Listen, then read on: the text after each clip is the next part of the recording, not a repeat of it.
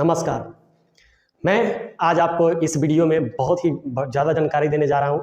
ठीक, तो यदि आप यह वीडियो देख रहे हैं तो आपको अंत तक बने रहना होगा, तब इस वीडियो का कीमत आपको समझ में आएगा। देखिए, क्या होता है कि बच्चे 10th क्लास या 12th क्लास का एग्जाम दे देते हैं तो घर बैठे रहते हैं। ठीक, या उस क्लास में पढ़ रहे होते हैं, या देखिए बच्चे 10th या 12th का एग्जाम दे देते हैं तो उसके बाद उनको करना क्या है ये उनको पता नहीं होता है। ठीक, तो आज मैं बतलाने जा रहा हूँ इस वीडियो में कि आपको क्या करना है और आपका क्या लक्ष्य है। इस लक्ष्य को आपको देखना है और ज़्यादा ज़रूरी ये है कि देखिए, सबसे ज़्यादा ज़रूरी है कि आप अपने लक्ष्य को पहले पहचानिए कि आपको करना क्या है।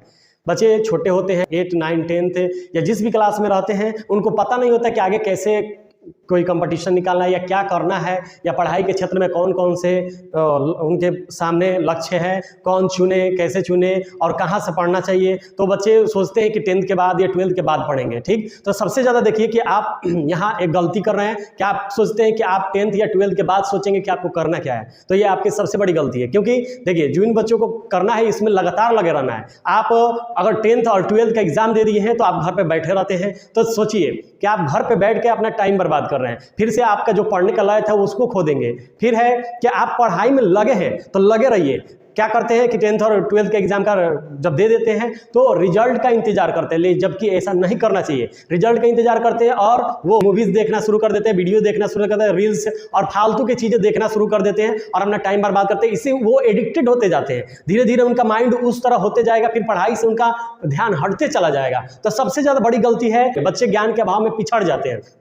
तो ज़्यादा जरूरी है कि यहाँ पे आपको इस वीडियो में क्या बतलाने जा रहे हैं, ये वीडियो देखिए आपके लिए कितना जरूरी है, ये अंत तक देखिएगा तब आपको पता चल जाएगा। ठीक, तो सबसे पहले कि आप इस वीडियो को अंत तक जरूर देखिए। आपके माता पिता आस लगाए हुए हैं कि आपको बहुत अच्छा करना है अपने जीवन में। देखिए, हम यहाँ गाँव के जो होते हैं उनके माता पिता मजदूरी करते हैं, किसान होते हैं या लेबर होते हैं और अपने बच्चों को बहुत कष्ट से पढ़ाते हैं। तो इससे है कि उनके आपको भी फर्ज बनता है कि आप एक एक समय, एक एक सेकंड को अपने लक्ष्य पर लगाइए, अपने सक्सेस पर लगाइए, ना कि फालतू की चीज़ों को देखने में लगा दीजिए। और आपका ये धीरे धीरे ब्रेन क्या होता है कि आप अपने लक्ष्य पर लगे रहिएगा, आप पॉजिटिव सोचिएगा, आप अपने लक्ष्य के बारे में सोचिएगा, तो आप उसको हासिल जल्द से जल्द कर सकते हैं। ठीक, तो चलिए कि मेरा है कि इस वीडियो में से आपको लग रहा होगा कि क्या फ़ायदा होने वाला है, तो आप जितने भी वीडियो देखे हैं उससे आपको क्या फ़ायदा हुआ है ये और इस वीडियो से आप मिला लीजिएगा। और फालतू के वीडियो से आपको कुछ फ़ायदा नहीं होने वाला है, जबकि वो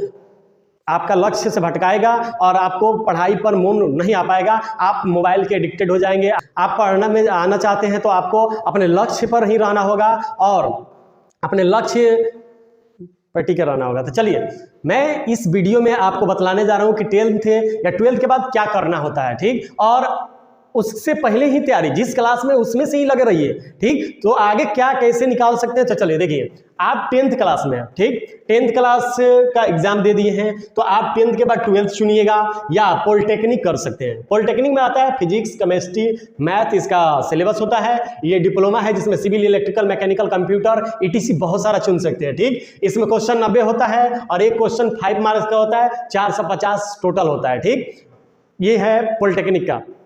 ठीक, अब रहता है ITI का।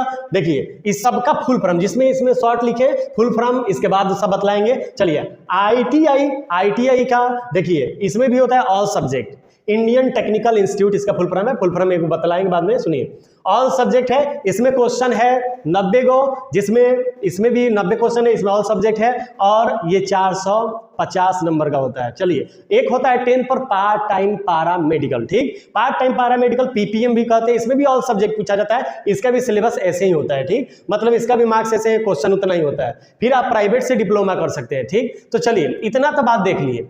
तो बच्चे जो हैं 10th में, ये आप कंपटीशन चुन सकते हैं। ठीक, या आप 12th में नाम लिखवाइएगा तो 12th आप इन तीनों से कर सकते हैं, या ISC साइंस से कर सकते हैं, intermediate science, intermediate commerce, ICOM IA intermediate art से कर सकते हैं।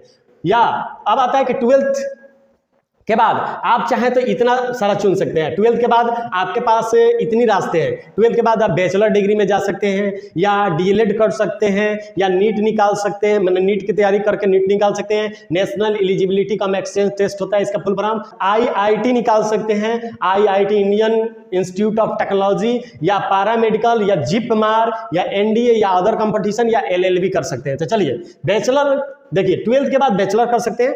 बैचलर में आप बीएससी कर सकते हैं, या बीएससी मैंने bachelor of science, bachelor of commerce, BCom, BA, bachelor of art. ठीक, अब आप डीएलएड कर सकते हैं, डीएलएड, ठीक, जिसमें टीचर का जो टीचर ट्रेनिंग होता है। ठीक, और नीट में आपका सिलेबस है फिजिक्स, केमिस्ट्री, बायोलॉजी।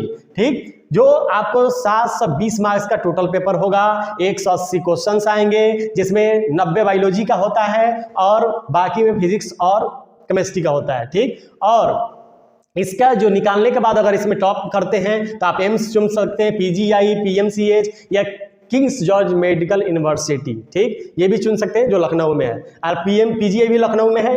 एम्स तो जानते हैं दिल्ली में हर राज्य में हो गया है, अब हो रहा है, और पीएमसीएच यहाँ पटना में है। तो सुनिए, ये आईआईटी का क्या है? आईआईटी है कि आपको जेई मेंस क्वालिफाई करना होगा। जेई मेंस आप देखिए, इसका रूल है कि इसमें आपको कि जेई मेंस कब निकालना है। तो आप जैसे 12th क्लास में रहिएगा उस साल जेई मेंस निकालिए, 3 चांस जेई मेंस मिलता है, और 3 चांस के बाद अगर ये निकलता है तब आप आईआईटी का फॉर्म भर सकते हैं। इसका सिलेबस होता है फिजिक्स, केमिस्ट्री, मैथ, और ये 360 मार्क्स का होता है और 90 क्वेश्चन होता है। अब आता है पैरामेडिकल में भी और सब्जेक्ट है, इसका भी सेम है, इसमें भी 90 क्वेश्चन 450 मार्क्स का होगा। आप पैरामेडिकल निकालने के बाद क्या क्या ट्रेड चुन सकते हैं? तो बी फार्मा कर सकते हैं, बीएससी नर्सिंग कर सकते हैं, ANM, auxiliary nurse, mid wife, सहायक नर्स और दाई। ठीक, जीएनएम कर सकते हैं, general nursing and mid wife. ठीक, और बीएमएलटी कर सकते हैं, bachelor of medical laboratory technology. ठीक, जिसमें लैब में रहते हैं, जो जांचने वाला होता है, खून जांच, ये सब। अब आता है जिपमार में भी ऑल सब्जेक्ट होता है। अब आता है एनडीए में नेशनल डिफेंस एकेडमी है, जो ऑल सब्जेक्ट होता है, इसका एग्जाम, और इसमें तीनों, इसको निकालने के बाद इसमें फिजिकल फिटनेस बहुत ज़्यादा मांगता है, और इसका रिटन एग्जाम भी बहुत हार्ड होता है। तो पढ़िएगा तो कुछ हार्ड नहीं लगेगा। तो इसमें है कि आप निकालने के बाद आर्मी, एयरफोर्स, नेवी, इसमें आप बन सकते हैं, ये तीनों में जा सकते हैं अच्छे पद। एनडीए में आप बन सकते हैं उच्च अधिकारी, जो काम करवाइएगा, ना कि काम करने वाला। अब आता है अदर कंपटीशन में क्या है? Other competition SSC staff selection commission है, जो अपने एग्जाम लेकर आपको बैंक या रेलवे जिसका स्टाफ बना है, ठीक, ट्रेनिंग देकर। फिर है बैंक का परीक्षा दे सकते हैं, रेलवे, एयरफोर्स, नेवी, आर्मी, अमीन, पुलिसमैन, सीआरपीएफ, बीएसएफ, ईटीसी, ये सब का एग्जाम दे सकते हैं, ये वाला है। ठीक, अब आता है एलएलबी, बीएलएलबी जो होता है 5 साल का होता है, बैचलर ऑफ लेजिस्लेटिव लॉ, ये कर सकते हैं। आपके पास इतना है, देख लीजिए, करने का इतना आपके पास रास्ते हैं, जो आप पढ़ाई से इतना अच्छा प्रदर्शन कर सकते हैं। अब आता है, देखिए, बैचलर के बाद डिग्रियां लेना है तो मास्टर में जाइए। मास्टर या बैचलर पर यूपीएससी का फॉर्म भरिएगा, बीपीएससी का, या बीएड। ठीक, बीएड करने पर टीचर बनिएगा। सुनिए, मास्टर में आता है एमएससी मास्टर ऑफ साइंस, और एमकॉम मास्टर ऑफ कॉमर्स, और एमए मास्टर ऑफ आर्ट, ये तीनों से कर सकते हैं, साइंस, कॉमर्स, आर्ट से भी। अब आता है पीएचडी, मास्टर के बाद क्या कर सकते हैं? पीएचडी। तो पीएचडी डॉक्टर ऑफ फिलोसफी, जिसमें आपको डॉक्टर का उपाधि मिलता है। ठीक, इतना है जो आपका लक्ष्य। देखिए तो आपका कितना इस वीडियो में कितना अधिक नॉलेज है, आप देख सकते हैं। तो चलिए, आप इसका मैं फुल फॉर्म बतलाने जा रहा हूं, जिसका शॉर्ट फॉर्म है, उन सबका फुल फॉर्म बतलाने जा रहा हूं। यहाँ पे बोर्ड पर लिखा गया, ये वो फुल फॉर्म है जो आपके जीवन में बार बार आते रहता है। इसका शॉर्ट रूप जो आप हमेशा सुनते रहते होंगे। तो चलिए, आज इसका फुल फॉर्म देखिए। इसका फुल फॉर्म सबसे पहले देखिए, यूपीएससी का नाम तो सुने ही होंगे। यूपीएससी, यू यूनियन, पी से पब्लिक, एस से सर्विस, सी से commission, union public service commission. ठीक, यूपीएससी हो गया, जिसमें आप आईएएस अफसर बनते हैं, एसपीडीएम, ये सब। सुनिए, अब आता है आईआईटी, आई इंडियन, आई से फिर institute of technology, Indian institute of technology, IIT का फुल फॉर्म। अब आता है बीपीएससी, बी बिहार, पी से पब्लिक, एस से सर्विस, सी से commission, Bihar public service commission. ठीक, अब आता है नीट। क्या आता है? नीट। नीट का फुल फॉर्म, नीट एन से नेशनल, ई से एलिजिबिलिटी कम, ई से एक्सटेंस, टी से टेस्ट, नेशनल एलिजिबिलिटी कम एक्सटेंस टेस्ट। अब आता है एनडीए। एनडीए, एनडीए का फुल फॉर्म, एन से नेशनल, डी से डिफेंस, ए से एकेडमी, नेशनल डिफेंस एकेडमी। अब आता है पीएमसीएच। पीएमसीएच, पीएमसीएच है पी से पटना, एम से मेडिकल, सी से कॉलेज एंड एच से hospital. Patna medical college and hospital जो पटना में है। एम्स, एम्स, ए से ऑल, आई से इंडिया, आई से फिर इंस्टीट्यूट ऑफ, एम से मेडिकल, ए से sciences, all India institute of medical sciences, AIIMS का फुल फॉर्म। अब आता है जिपमार। जिपमार, जे से जवाहरलाल, आई से इंस्टीट्यूट ऑफ, पी से पोस्ट ग्रेजुएट, एम से मेडिकल, ई से एजुकेशन, आर से research. Jawaharlal institute of post graduate medical education research जो पुडुचेरी में है, पुडुचेरी, ठीक, भारत के पांडुचेरी में। ISRO, इसरो, इसरो का तो नाम सुने ही होंगे, तो इसरो, इसरो का फुल फॉर्म, आई से इंडियन, एस से स्पेस, आर से रिसर्च, ओ से organisation, Indian space research organisation, ISRO का फुल फॉर्म। अब आता है नासा। नाम में आता है नेशनल, एन से नेशनल, ए से एरोनॉटिक, ए से स्पेस, ए से एडमिनिस्ट्रेशन जो अमेरिका में है, नेशनल एरोनॉटिक से स्पेस एडमिनिस्ट्रेशन, नासा का फुल फॉर्म। अब आता है डीएलएड। डीएलएड सुनिए, टीचर के लिए डिग्री होता है, तो डीएलएड, डी से डिप्लोमा इन, ई से एलिमेंट्री, ई से ईडी से एजुकेशन, तो डी से डिप्लोमा इन, ईएल से एलिमेंट्री, ईएल से एलिमेंट्री, ईडी से एजुकेशन, तो डिप्लोमा इन एलिमेंट्री एजुकेशन। अब आता है एनसीईआरटी, जो किताब चलता है एनसीईआरटी का, एनसीईआरटी जो अपने जीवन में आते रहेगा। एन से नेशनल, सी से काउंसिल ऑफ, ई से एजुकेशनल, आर से रिसर्च एंड टी से ट्रेनिंग, एनसीईआरटी का full form, national council of educational research and training.